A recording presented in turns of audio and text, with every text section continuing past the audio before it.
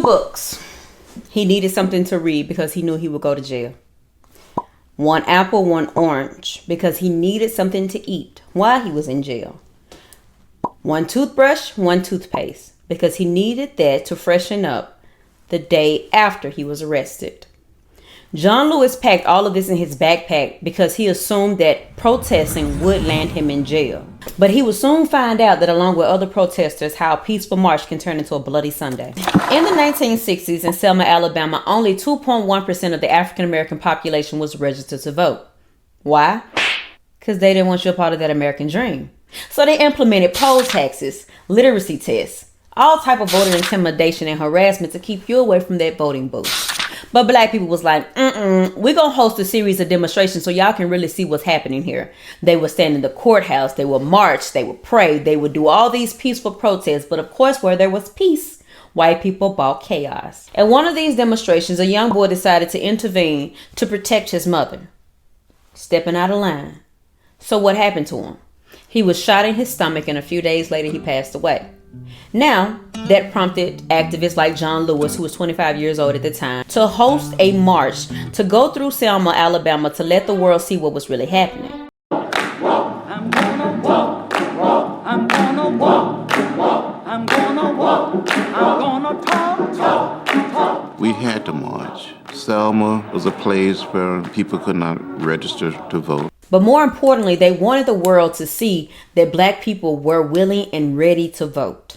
So on March 7, 1965, they marched across the bridge into a sea of blue. Oh, they were met with the troopers, baby. But not just regular old troopers. I mean, there was a sheriff named Jim Clark who decided the night before, or maybe that day, to go and grab his little posses of good old boys and deputize them and make them Alabama state troopers.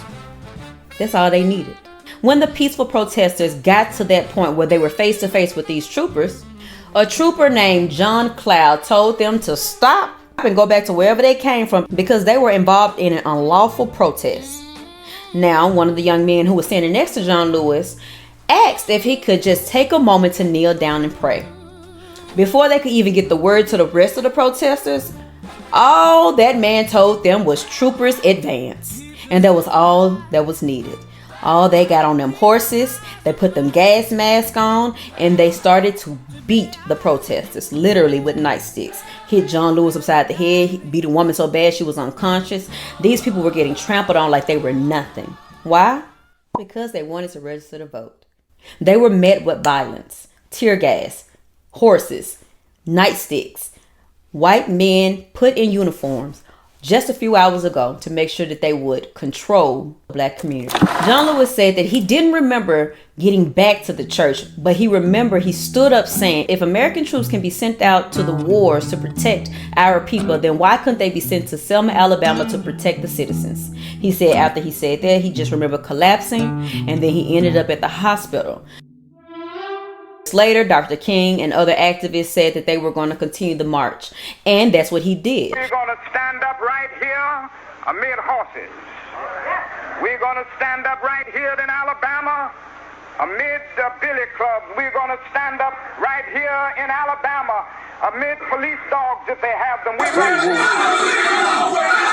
going to stand up amid anything that they can muster up. Shit, man, the fool's crazy. Dr. King gathered up ministers and preachers and nuns by the masses to continue the walk that had happened. On that Tuesday following, they decided to march through Selma, Alabama, and so that the world could see what was really happening. It was a success, but not without bloodshed. 5 months later, the Voting Rights Act was passed.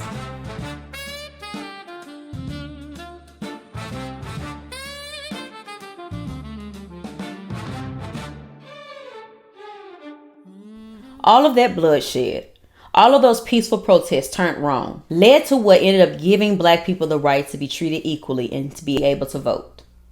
On March 3rd, I made a video about the Texas primaries being separate, not the ballots, the people. Before I could even go into a building, they had signs showing me where I should go. In Houston, they were calling you out while you were in line based on how you voted. This pissed a lot of people off, while you had other people content with just saying that it was the norm. People like John Lewis, people like Hosea Williams, people who protested for things that they knew wasn't normal to them, continue to speak out, continue to demonstrate, and continue to fight for what they believed in. I don't believe in being quiet. I don't believe in accepting things as the way they are. Everything changes and everything grows. And in the words of John Lewis, When you see something that is not right, not fair, not just, say something, do something, get in trouble, good trouble, necessary trouble. I made sure to include Bloody Sunday in my calendar when I talk about my people. Why? It's because it's our history. It's what has happened to us, but it also is what led us to getting the victories that we did.